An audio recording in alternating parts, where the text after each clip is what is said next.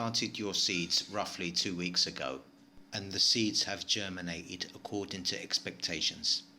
Now, after a week of growing, they have outgrown the pot they germinated from and need to be transplanted into a larger pot. Because we know that at this stage it's very difficult for the plant to survive in the ground.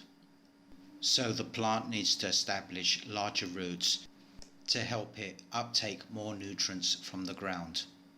As an example, let's take this spinach in this picture. I don't want to plant it into the ground now until the roots are well developed, or because the temperatures might not be appropriate at this moment for growing in the ground.